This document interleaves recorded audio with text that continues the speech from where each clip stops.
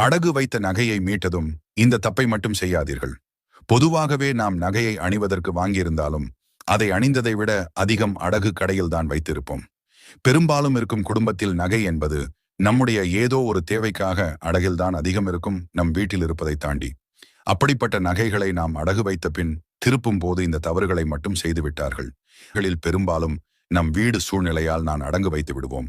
அடகில் இருந்து மீட்ட நகையை அப்படியே அணிந்து விடாதீர்கள். இப்படி அணிவதால் நகை அடகுக்கு போய் கொண்டே இருக்கும்.